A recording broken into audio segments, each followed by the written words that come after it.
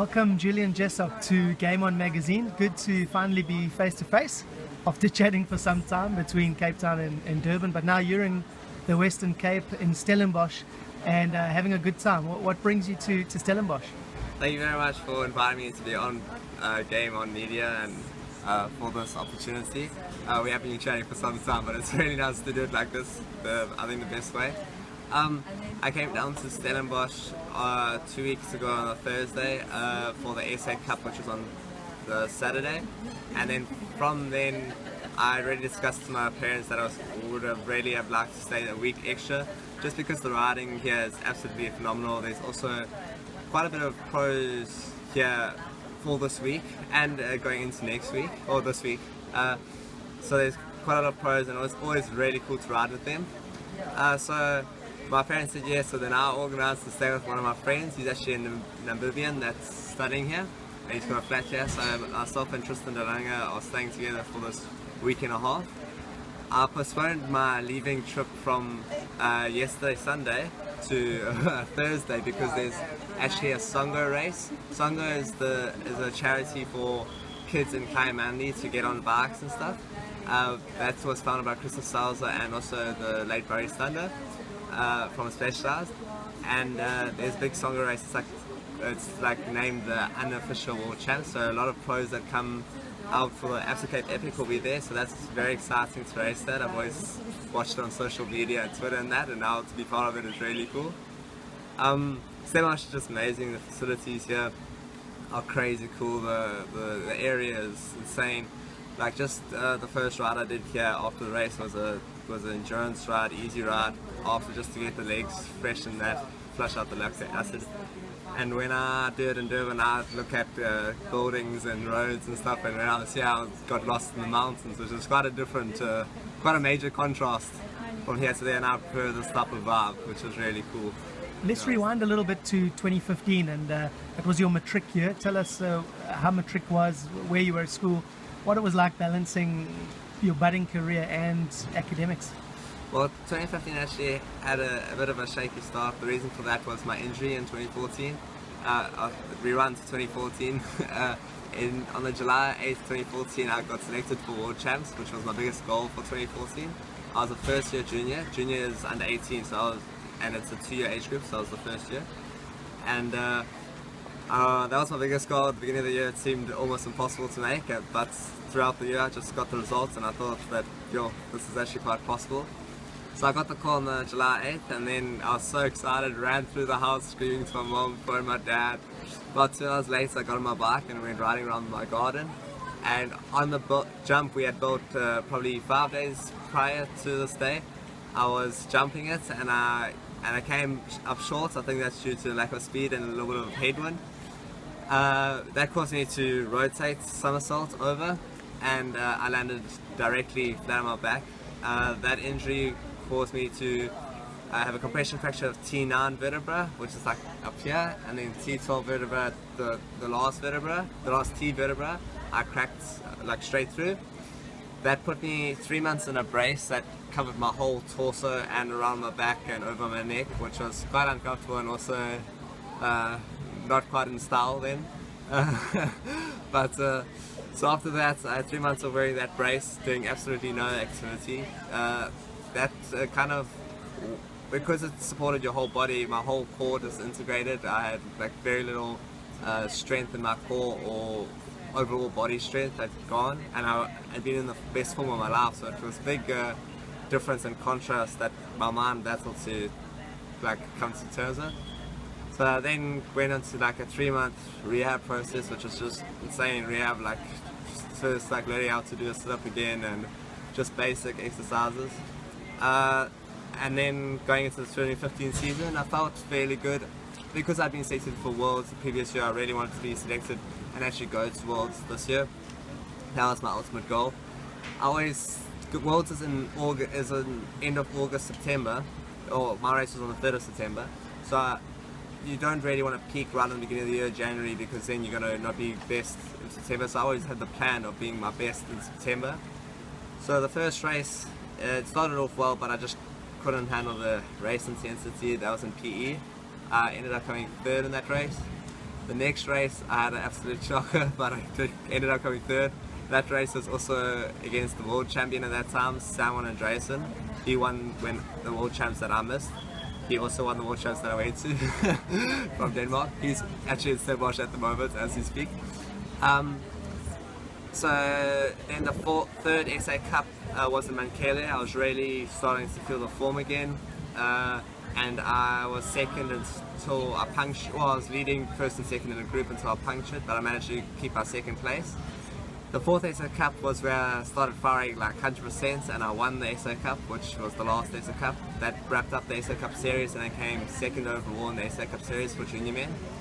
Then I was on to SA Champs, which was actually held directly behind us on the Kutsenberg Mountains. We're at the Kutsenberg gym at the moment.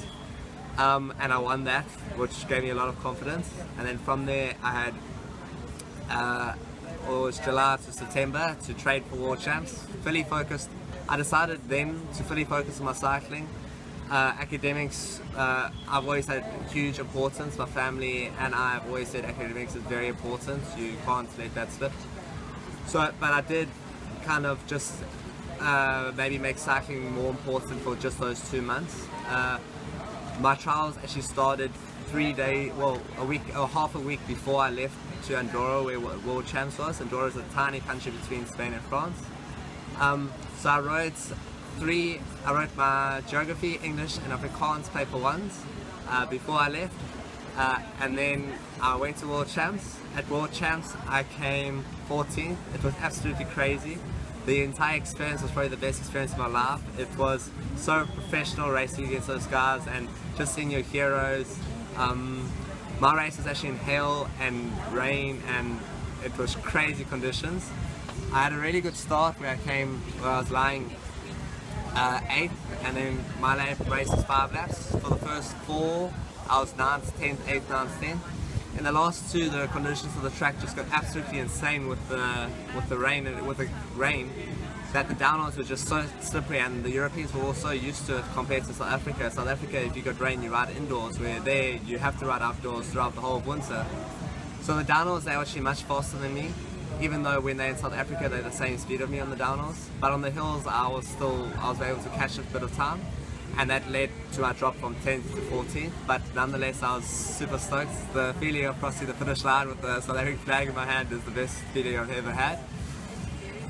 So World Champs was the absolute best. It motivated me to make the decisions to focus my cycling this year.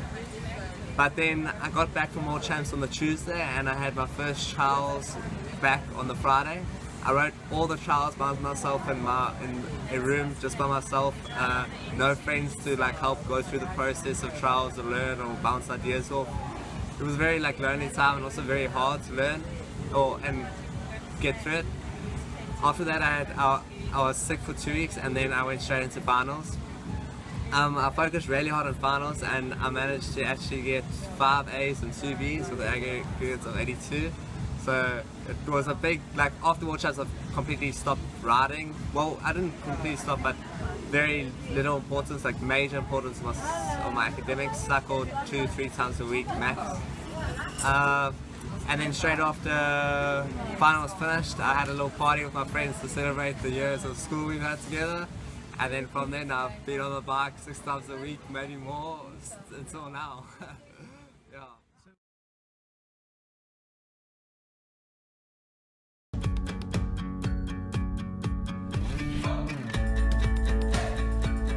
The right tire can take an ordinary ride and turn it into something exceptional.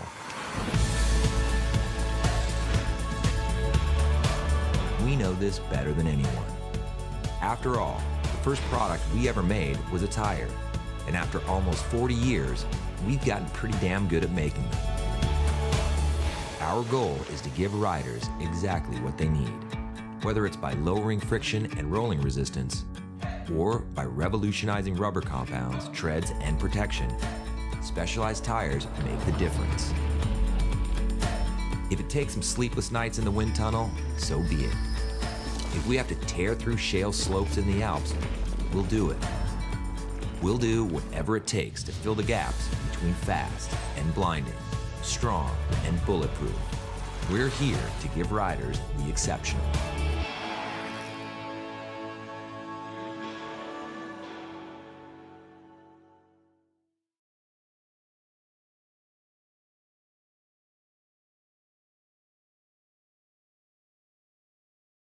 ...2016, first year out of school. How much attention to your sport? What does it look like for you? Well, 2016, because of the World Champs experience, that made me say that there's no ways I'm not going to give cycling a go. So my priorities, well, at school my priority was academics first, then cycling. Now it's cycling first, then academics. So right now I'm cycling, well, I do my training and then I focus, like, what can I do for studies. I'm studying a UNISA BCom accounting degree through Clifton College. I actually submitted my first assignment yesterday, which was quite an experience. Got another one due on Thursday. I haven't started, but yeah, getting through them. But yeah, so I'm doing that. I feel like it's a good a degree, or a good choice I've made with doing a UNISA degree. Just seeing my friends here at Stellenbosch University, they're much more load based and it's much more intense and longer hours. Mine is much more flexible towards my needs and what I want to do, where it's kind of the lecturer's demands. So I'm very happy with my decision so far. I'm getting through the work, I'm getting through my training has been really good, and yeah, I'm looking forward to the rest of the year. What would you say the key ingredient is for cross country, for your chosen type of riding? It's not downhill, it's not road racing, it's cross country. What is it about that makes you come alive? So within mountain biking, you get downhill and cross country. Well, you get downhill, cross country, and marathon. Cross country is the Olympic discipline. It's exceptionally hard. Cross country is basically a plus minus 4 to 5 kilometers a lap, and you do laps of that. So on the weekend we did 6.5. At World Champs I did 5. And it's just absolutely brutal. The pace is high from the start. You sprint out the start gates, which is completely different to road where you push off the start gates. It's so intense. The uphills are technical, the downhills are even more technical. You get rock gardens, which is just a section of just rocks where you have to consult. You get jumps, you get roots, you get all sorts of obstacles that are actually that are actually a lot man-made, just to separate the best from the very best. So I think the ultimate thing is just your mental strength to know that you can suffer for this amount of time. Also, it's a lot based on your strength. Cross country is just super hard, and then being able to recover. So you go up a hill for 30 seconds so hard, and then you have a 10-second downhill where you have to try to recover for the next 1 minute climb, and then you have a 1 minute reset. So it's just super hard, on off, on off, on off. So you need the mental strength to cope with that. It's not steady, and it's very much your muscles being able to do that intense, hard, and then recover quickly. That's the main attribute I would say to be a good cross-country rider. So what do you say to a young boy or girl wanting to start at your discipline of cross-country? They want to get going, they need to know where to go, how to do it, what equipment to buy. What would your short answer be for those people? Well, to a young boy or girl, what I would say is grab a bike and just ride it so you have fun. Don't think about, if you're young, don't think about training, just ride and have fun. The main idea is if you're having fun, then you gotta ride well. When I train and I'm not having fun, my numbers, which is the readings I get off my bike, are always worse, and you don't feel motivated. So when you're young, if you're feeling good, go smash the hills or whatnot and have fun on your bike. That's the main idea. Then into a few races, your races around your area. If it's cross country, there's cross country cups per province. So like I enter the KZN Cup cross country. So you follow that and you just learn, and then you start thinking, okay, maybe I should do some of these until it's 2 minutes, 1 minute. I actually was coached by my dad. My dad just did a bit of reading, and he coached me since I was 14 to 16. So he coached me for those 2 years. At 16, my dad felt that I maybe deserved a higher qualified coach than him, and he thought that he just didn't have the time to read as much and get the correct training for me. So I then moved on to Hunt Baker, so I was from 17 to 18. So that was 2 years. So 16 and a half to 18. And then actually 4 weeks ago I moved to Michael Posthumus, who's at UCT. He's a sports scientist. And he's been very good. There's a different approach to training. I just felt I needed a different stimulus. Jan Baker's brilliant coach for for juniors. I think he's absolutely phenomenal. But I'm looking forward to the new challenges and the new strengths I'm going to gain from Mark. I'm really enjoying my first 4 weeks I've got so far done. I felt a good progress and the feedback is going well, so I'm looking forward to that new challenge. But to young people, you just got to enjoy riding your bike. That's the ultimate thing, and then get into it from step by step. Well, thanks, Julian, for talking to Game On Magazine. That's our time together, and we want to wish you all the best for 2016, for your plans, for every tournament and event that takes place. Thank you very much, Game On. I thoroughly enjoyed this discussion interview, and I really look forward to keeping in touch throughout this year and throughout my career. Thank you. And good luck to the kids.